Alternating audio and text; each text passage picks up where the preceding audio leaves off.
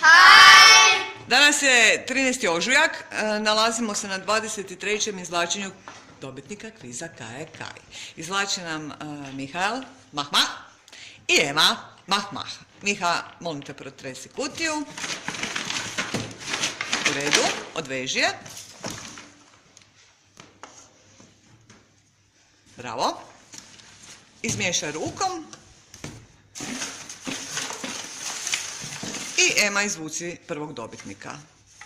Rješenje, razred, dobitnik.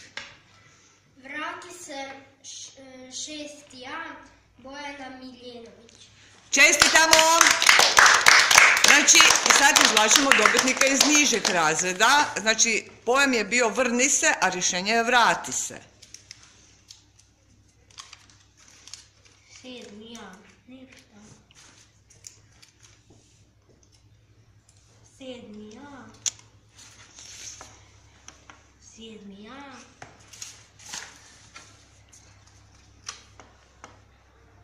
6B. 6A.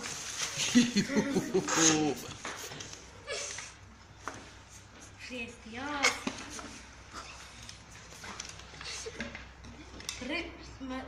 Okreni se.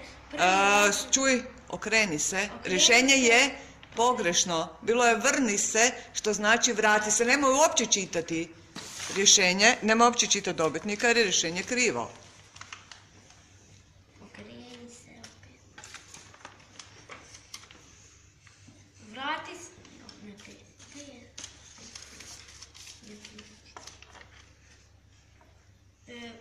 Vrni se je vrati se 3A Matej Bijelić. Pljesak! Bye ljudi, vidimo se sutra! Sretno na lektiri!